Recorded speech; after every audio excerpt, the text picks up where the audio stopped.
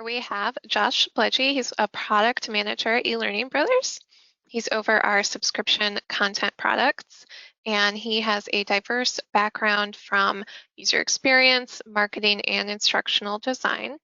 Today, he's going to be talking about how to make your e-learning scenarios more inclusive. He has some great tips for us, and I will let you take it away, Josh. Thanks, Stephanie. Can you see my screen all right? Yes, it looks Okay. perfect. Okay, great. That's what we want to hear. So, like Stephanie said today, my name is Josh Bleggi. I'm a product manager here at eLearning Brothers, and my primary responsibilities over our asset library, which is kind of one of our core products here at eLearning Brothers. I'm gonna just real quick turn off this light behind me because it's kind of intense. I mean, yeah, now it looks like I'm sitting in a dark room, but it's probably a little better than Halo. You know, you were either an angel and now you're a ghost. Halloween was a few days ago, Josh. So, just a reminder. Well, please excuse the lighting. And we'll kind of get into here. So, like I said, my primary responsibilities are our asset library, which gives me a great opportunity to help provide the tools and the content that you need to build inclusive and accessible e-learning. And that's really something that we've been focusing here at eLearning Brothers on is adding more diversity to our library, as well as creating templates and other assets that allow you to make things more accessible. So today we're going to focus on building scenarios, but this can kind of apply to any e-learning content you might be creating and designing in your organization. And so today we're just going to talk a little bit about what does it mean to be inclusive in e-learning. Then we're going to talk about five strategies to design inclusive e-learning experiences. We're going to look at some scenario examples that we built with our tools, completely built with eLearning Brothers assets and tools to kind of showcase some options that you have when you're talking about inclusivity in your language, and maybe we can all kind of work together to come to a better understanding. And so what I'm want to talk about first, though, is what does inclusive design mean to you? And so I'm going to ask you to put that into the chat as I'm discussing what it means to me and how I view it. If you wouldn't mind just putting some comments there in the chat or the questions panel, and so I'll have Stephanie read those off here in just a moment. But when I think about being inclusive, I think about inclusivity as it has to deal with other concepts that allow us to other terminology that we might hear, so such as accessibility, diversity, equity, those type of things that we hear very common in our industry today. And so when I think about like how these two things work together, it generally becomes all about making sure that whatever experience we're building is able to be not only accessible to everyone, meaning that regardless of disability they may have, whether that's a physical or a cognitive disability, even in some cases emotional disabilities as well, with mental health and things of that nature. It's not just making sure that all the content is easily, that everyone gets a similar experience no matter what tools they have at their disposal, but it's also making sure everybody's represented. And that's being inclusive, meaning that you show people diverse backgrounds within your content, you talk about things in a diverse way that doesn't exclude anyone based off of either race, gender, maybe a disability, or just any factor that might make them maybe different from the next person. We want to make sure that we're being able to give everyone a seat at the table and making sure that is something that we are considering as we are designing things. And so our goal when we're trying to create an inclusive mindset is to give as many people a seat at the table, like I just said, as possible in our designs, creating the best possible experience for everyone. And this is not just being inclusive, this is just good instructional design. Being able to, make sure everybody has that seat at the table. So that's how I kind of define it. Stephanie, are there any comments from the chat, questions panel there? Yeah, we are getting some great responses. A lot of similar things about, representing diverse learners with your characters and your stock photo models. One perspective that I really love is inclusivity is where all students want to take the course and feel safe in doing so. Oh, I thought that was a great way to phrase it. Considering the needs, understanding the perspective of the learner, where they're coming from, keeping in mind permanent and temporary disabilities, all of that. So a lot of what you said, and I love love the different comments that we're getting. Yeah, that's fantastic. And you notice how we all kind of define things very similarly, but yet in our own way, because the way we think about things can be very personal and very unique to our own experiences, and that's something that we should value as we go to design these experiences. That everyone has a different one, and that we need to be able to accommodate those things and learn from each other. That's really a common goal of being inclusive in our design thinking here. So now I want to go into talking about the 5 strategies for creating inclusive e-learning content.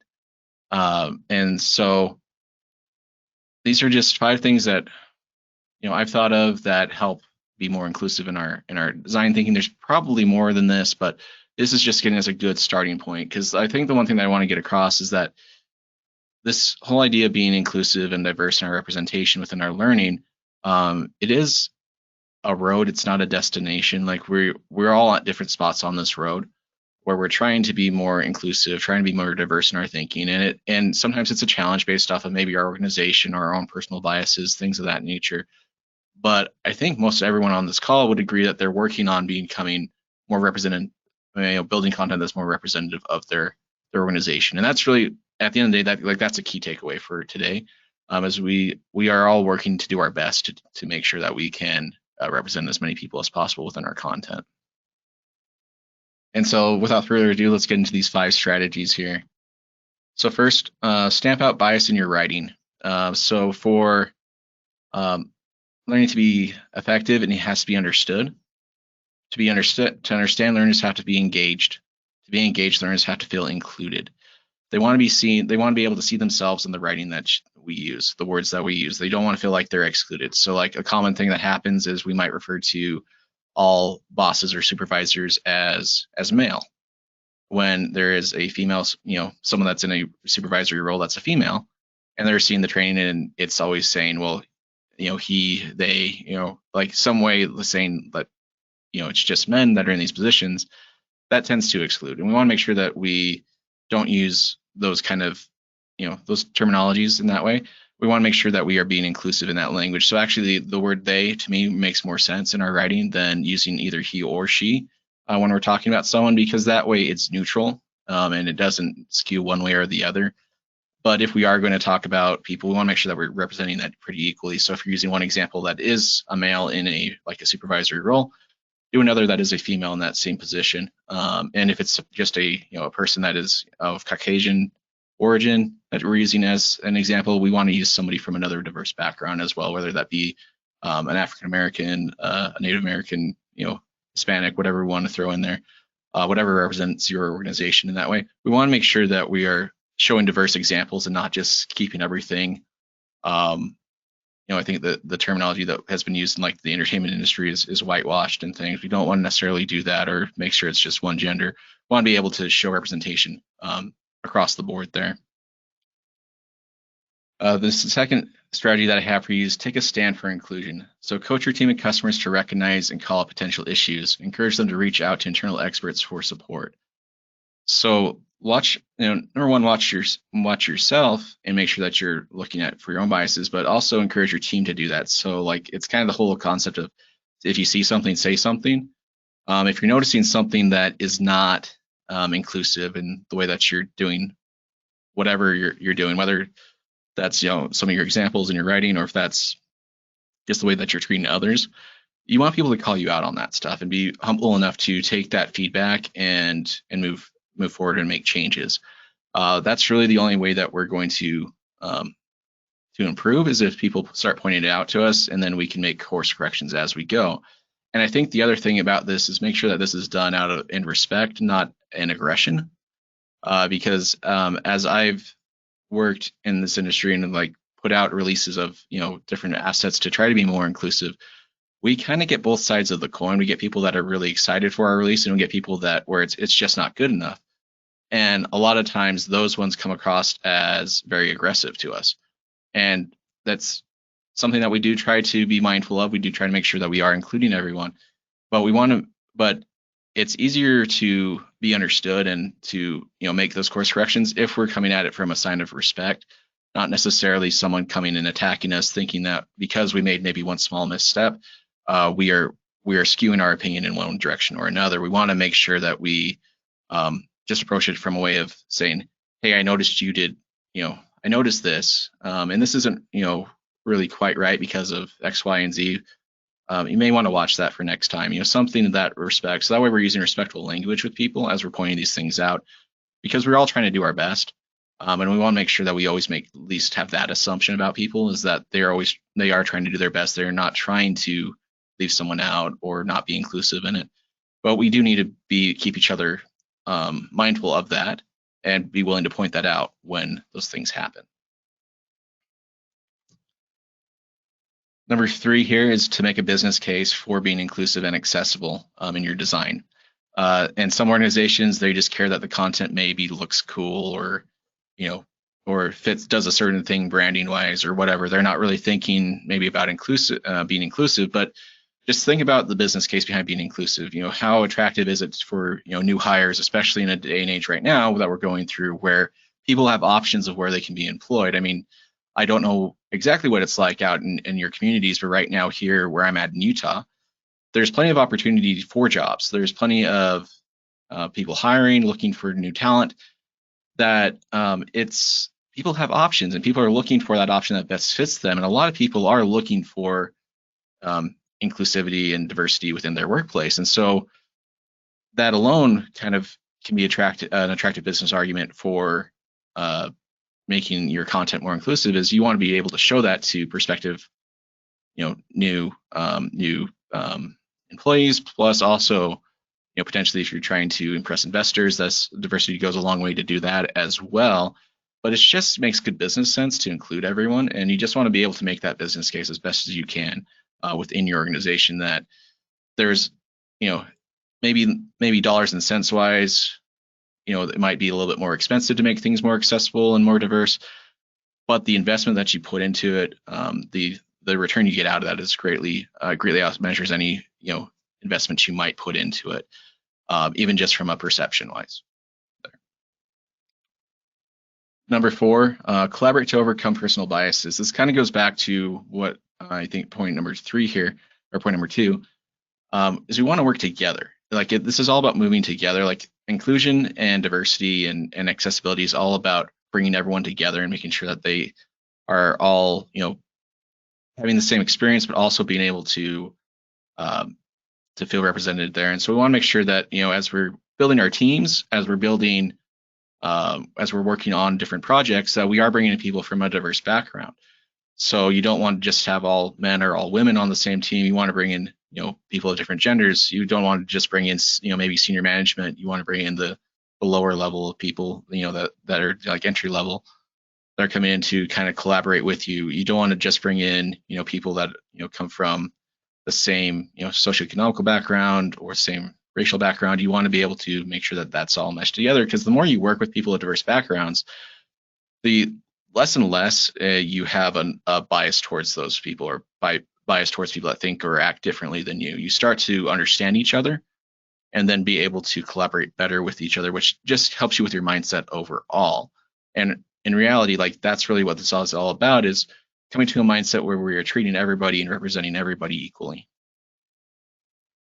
And lastly, represent diversity, because it matters. Again, if you're looking at people, the idea of, a new hire coming into something, if you're a company that's predominantly white males, or that's the perception that you have in the community, you want to be able to showcase that you are looking for diverse voices, you are trying to hire people of diverse backgrounds to come into your industry, and come into your company.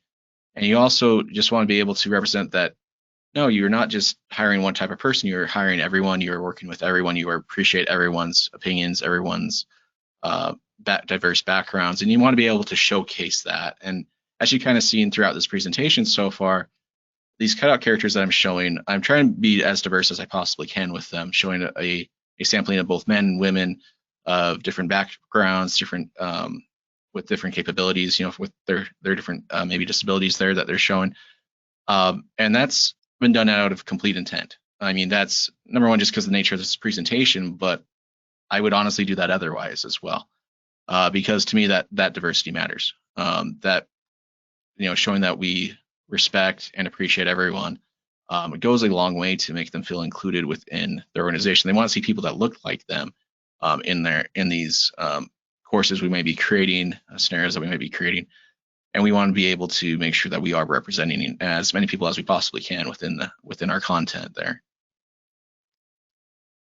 And I know this might seem daunting, this idea of becoming more inclusive and diverse in your scenario design or in your course design here. But the important thing is to keep moving forward and looking forward. Yeah, there's probably a lot of legacy content that you have that might be skewed one way or another, diversity-wise, and you don't necessarily need to go back and fix those. But as we know, like content comes up in cycles to be redone or replaced. And so when you create new content, keep these things in mind and don't worry about the past content. Just keep moving forward, and those things will eventually fall away because you have replaced it with something new and better.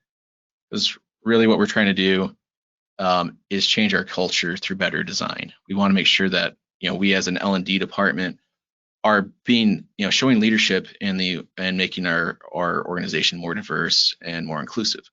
And so that's really what we're all about, is changing our culture through this better design going forward. So I went through that kind of quickly. I'm sorry if I tend to talk fast, but is there any questions right now, Steph? No specific questions. We do have some great comments from some of the attendees. One noted that one thing we didn't really mention is diversity in age. That's also really Oh, important yes. to show because, as we've had some past webinars on this, but there are 5 distinct generations in the workforce right now. We've got Gen Z all the way up to traditionalists, and it's important to show all of your learners in your content. So that's definitely a great point. Thank you, Margaret. And then, we had some other comments that your 5 tips really resonated. Using gender neutral terms when talking about people is great, and assume the best and hold each other accountable with kindness, which is, I think, maybe the takeaway of today. Yeah, if there's one thing, like that's really what I want people to get out of this, is that we are all trying, and I think we just need to be more respectful to each other regardless. Yes, definitely. Well, that's great. Well, thank you, everybody. So, Steph, you might as well just stay here because I could use your help going through these scenario examples. All And I right. did prep Stephanie for this, just so you all know. This isn't But, just me being like, "Hey, Steph, do this thing." feel free to share your comments in the chat as well, Yes, so it's not just me in the hot seat. yes. Please feel free to give any feedback on these. So, what we're going to look at here is a scenario example like I said, we built this completely with eLearning Brothers assets and within our tool Lectora Online to make this interaction. So this is actually going to be a two-slide, two-page interaction here that we're going to show you, because we're going to show this first example, and then we have another one that we've kind of taken and tweaked from what this one is. But we want to talk about what's working and what you would change here. But first off, I do want to point out too that we did build this interaction to be mostly accessible. There's a couple things that I would go back and change. Like I have a hamburger menu that's not quite accessible in some ways. But we did do our best to make sure that this was accessible. And that's the thing with our templates that we're trying to do.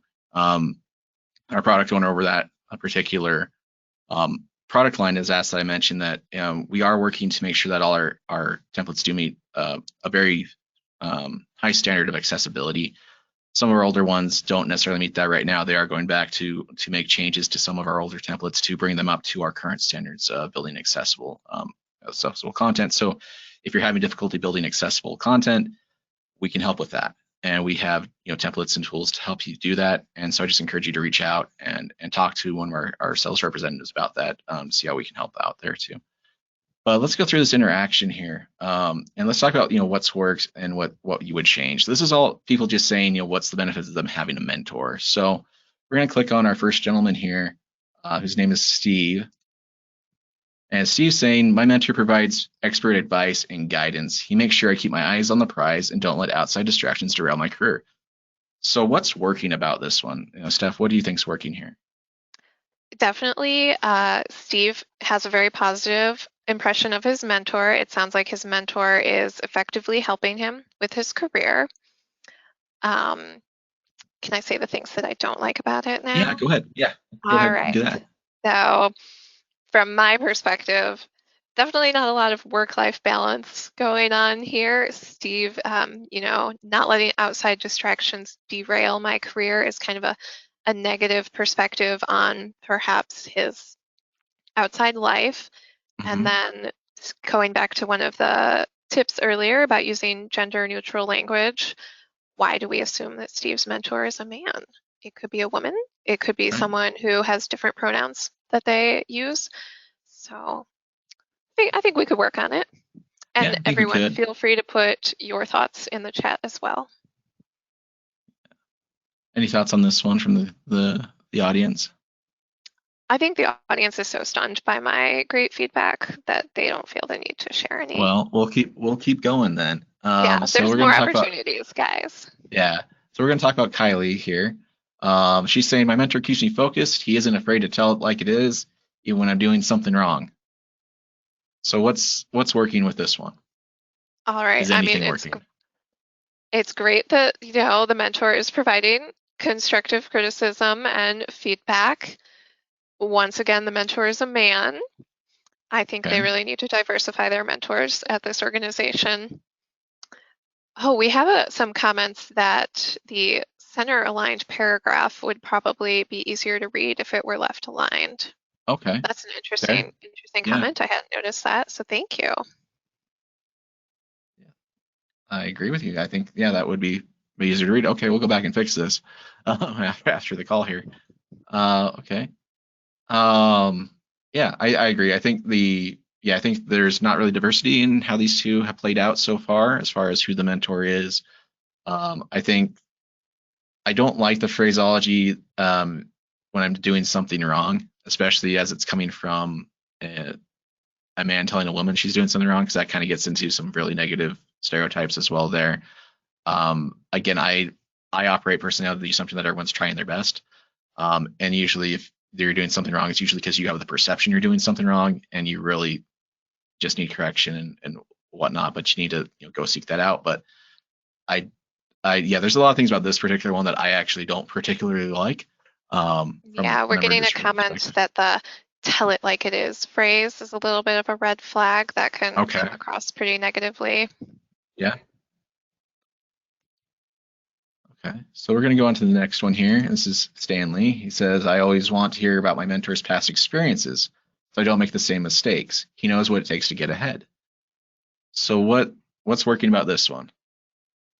I mean, it's great that the mentor is sharing his experiences, sharing advice. Again, with this one for me, it doesn't speak to a lot of work-life balance. It kind of makes the assumption that this employee only cares about getting ahead, which can be kind of negative, make you feel like maybe you're stomping on some other people on the way to the top of the ladder, that kind of stuff. Another person is saying this one uses very cliche terms like get ahead, tell it like it is. Those are not the best language. Mhm. I am loving, we're having a lot of comments on why is everyone in suits? Is mentoring only available for certain types of companies? Uh-huh. I think that's a great thing to keep in mind when you're Yeah. choosing your cutout characters is how they are dressed. Does that reflect your organization? Right. Yeah. No, I think that's a great point to put out there because again, it's speaking to the fact that we're trying to be inclusive not only in how we're writing but how we're representing people on the page here. And so, like you're right, like every one of these people, they're kind of middle aged, I guess you could say. 35 or over probably in their age group there, which is not quite middle age, but you kind of get the idea there. And they're all wearing suits, kind of more executive, kind of I Very guess not corporate. Yeah. very corporate looking. I was going to say stuffy. I don't think that's the correct term, but very corporate looking individuals here who might be in like middle or upper management kind of thing in a large corporation, and that's isn't necessarily representative of our modern workforce. So that's very good to point out.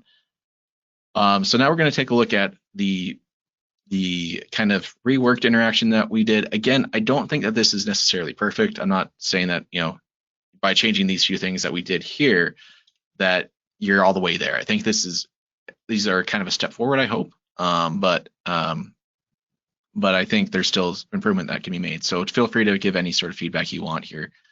But I'm just going to point out here, as you might notice, we kind of changed things a bit. Now this way we kind of skewed the other way on our cutout characters. We made them, kind of more on the younger end of the professional spectrum, but we did kind of put them in, more casual outfits as well. This is because if you notice, I don't know how, like, I don't think this is for everyone, but I noticed out here specifically, again, in Utah here, where we're very, we have a lot of tech companies and things of that nature. A suit is no longer the standard of workforce attire. It's generally, kind of more casual, to like what I'm wearing is even too dressy for, a normal day at ELB offices. I'm just going to say we are generally pretty casual around here. The orange t-shirt that Stephanie's wearing is a usual thing that you will see around here on a daily basis. And so, but it's just, we just try to make this one a little bit different. We also added a little bit more diversity, I think, here with these characters is one of the things that we tried to do as we redid this example. So we're going to start going through these three individuals' responses, and these are going to seem very similar, I think, to the last page, but these are rewritten a little bit differently to hopefully be more inclusive. And so I just want to maybe weigh if we did a good job, or if we want to, if there's things we can still improve. I want to know. I want to be able to get better at this myself. So start here with Alexa. So my mentor provides expert advice and guidance. He makes sure I keep things in perspective and helps me find ways to balance my work and my home life. So what's working here? And if there's anything not working, let's talk about that too. Definitely, I think a more positive outlook. We're talking about the perspective, having a work-life balance. Those are all good things.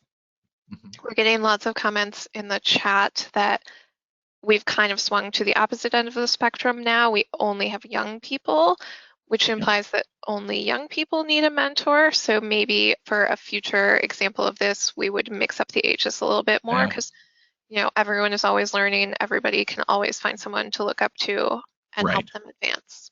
Yeah, I agree with that. That's a great point. That's great feedback. Okay. In this case, we did show that the mentor is a woman. So this is a little bit better because we're showing some diversity there.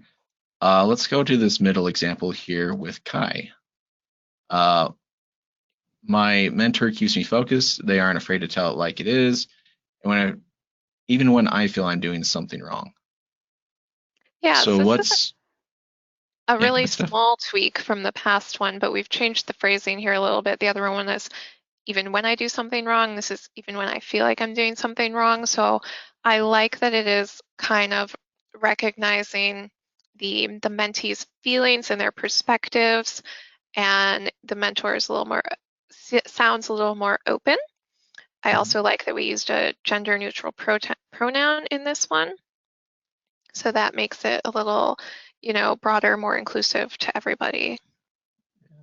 I am noticing we still say they're not afraid to tell it like it is, which was pointed out in the last example as, kind of not great language there. So we could improve that and write that a different way to feel more, be more inclusive that way there. Any other comments on that one, Steph? We could change it to, and my mentor helps me see how I can do things better. That would be a really nice kind of positive spin on it. Yeah, that's fantastic. Yeah, that's a great example of that. Okay, so we're going to move on to the last one here, which is Jaden. And so what he's saying here is, I always want to hear about my mentor's past experiences. Maybe I won't have to go through the same struggles. He supports my ambition. So what's working on this one? This one is great. It's, I think, putting a bit more of the power in the mentee and talking about how the mentor is sharing kind of what the mentee wants to hear about and supporting where the mentee wants to go, and not necessarily just being like, this is the way to do it. It's a little less prescriptive. There's so many great comments in here. One, that the postures of these characters are more open and look more approachable. So that is really great for the scenario. Another, where was this great one? In terms of how we phrased the introduction to this, it's our text said, I think, let's listen to what these people say. But this doesn't actually have audio, so it might be better to say, like, let's explore. Yeah, in that's a the good way we're point. introducing the scenario so that people don't think there's supposed to be audio and then they're like, where are my captions? Where's my audio? How do I turn that on? So, Oh, I that's a mean, good point. Yeah, that's lots of things that fantastic. we could incorporate. Yeah, yeah, You no, that's guys are fantastic. great. Yeah, thank you all for your feedback here. And this is really what you want to foster within your own organization is this idea of collaboration and listening to each other, and being able to get past some of these things. Because there's a lot of things that you all mentioned that when we were building this, and honestly, I built this a few months ago, but I didn't think about those things. I didn't take those into account, and so I appreciate you all giving that feedback. So now we can take this example and improve on it. And maybe we'll use this in a blog or something later on to talk about it. Um, but I appreciate you all contributing to this experience here today. So I appreciate that. Um, so now that we kind of come through strategies and looked at these examples, I want to go into a little bit more depth about kind of eLearning Brothers and what we're trying to do to help you build these more inclusive scenarios. And as I mentioned already, our templates we've gone through and built more accessibility features into them. And we're in the process of doing that with even more of our templates to help you build that accessible content.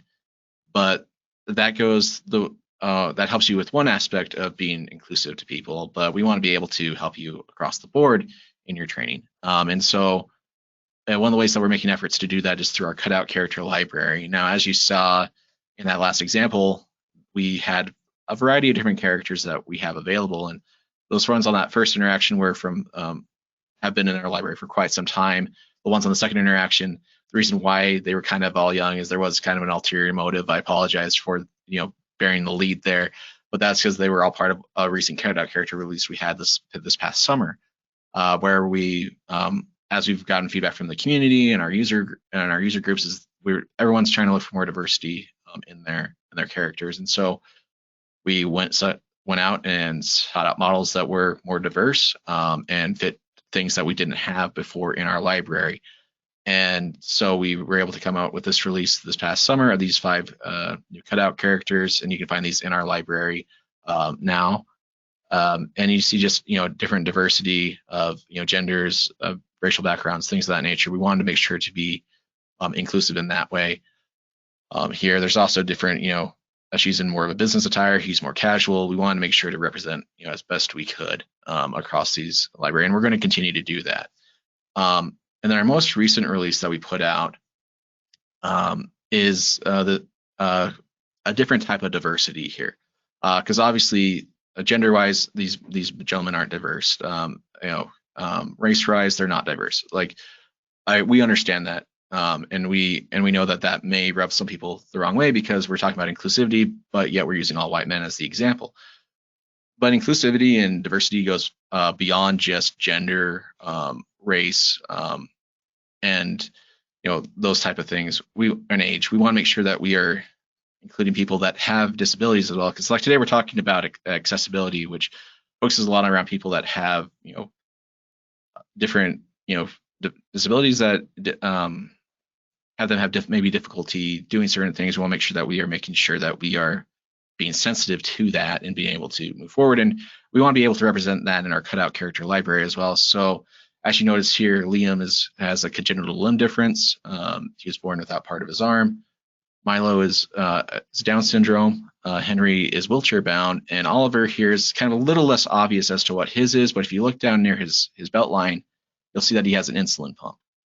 And so we want to be able to include people that had different types of disabilities that may be representative of your workforce. And so that's why we included these this way.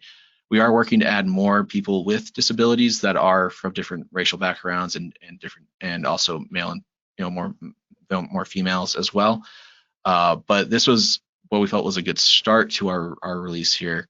And we are continually striving to do better. And if there's ideas of characters that you're looking for to help represent your workforce better, please feel free to reach out to me, reach out to eLearning Brothers to give me that feedback, because I'm more than willing to listen to that and hear you out on what it is.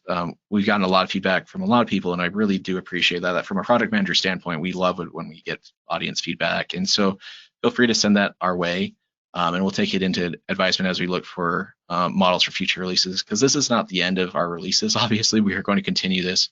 into next year and years to come. And so we want to make sure that we are able to provide you those tools to make inclusive training there. So just as I wrap up here, we'll have a few minutes for questions and comments here in a minute, but just want you to kind of take away that inclusive design is good instructional design. So that's really what we're striving for. And we are collaborating with each other to be more inclusive. Out of respect for each other, we collaborate with each other to make things better. And if nothing else, just keep moving forward. Don't let yourself be bogged down by things that have happened in the past. Keep moving past your maybe negative past experiences and keep on trying to be better in your ability to be more inclusive in your training. And with that, we're just going to put up these rock stars here and go to any comments or questions from the audience. All right, Josh, thank you so much. This presentation has been full of great tips, and the audience feedback has been amazing as well. Everyone has given us so much to think about with the scenario examples and different phrasing. Speaking of which, we need to update our phrasing. The more acceptable term would be uses a wheelchair instead of wheelchair bound. So we will definitely keep that in mind as we're talking about our cutout characters in the future. Thank you for saying that. Or we could say wheelchair user. So thank you guys so much for all of this. Appreciate as we said, it's a constant learning experience for all of us to be more accessible and more inclusive. And loving also a suggestion for our cutout people to keep in mind diversity in older people. So just because someone has a gray hair, they don't have to be standing primly in a suit. They could be active, they could be in, casual clothes, different settings. Definitely something for us to keep in mind. Let's see, anyone, if you have any questions, feel free to put them in the chat, but I think that is everything right now. Yeah, just some reiterating to use person first language. So person with hearing impairment, employee with wheelchair, focusing on the person first and then the disability second. That is great feedback. Thank you, Karen. Thank you. Yeah, no, I appreciate that because like I said, we're all trying to do our best here, and I've struggled with knowing that terminology of what to even as I've searched the internet and whatnot. It seems to be hard to find those type of things. So I really appreciate you saying that. Whoever put that in there, and thank you again, all you who have contributed. Because again, this is the way that we get better. This is the way we move forward, is by working together and pointing it out and calling people out. That tends to be a negative connotation, but pointing things out and being able to do it respectfully, that's really how you're going to get better with your design and your representation within your content. So I thank you all for contributing to this. We just got a comment. I know I did this earlier, but not to say you guys, because that is not gender inclusive. That's something that I'm working on personally. I know I use that a lot as kind of like a collective. I do as well. Yeah. Obviously, I just did. So we thank you, everyone. Yeah, for being there, for helping us with that, and we'll do better. We'll move forward and do better. I mean, that's what this is all about. And so I feel like I've gotten as much out of this, if not more, than you out there in the audience. So I really do appreciate it. Yeah, this has been amazing for Josh and I, and from the comments that I'm getting in the chat, I think everyone else has found it really helpful and eye-opening as well. So thank you so much, Josh. Yeah. And coming up in about 15 minutes, we have Diane Elkins. She's going to be giving us tips on optimizing e-learning for screen readers, and she's going to share examples from Captivate, Storyline, and Lectora. So all of the major authoring tools will be covered.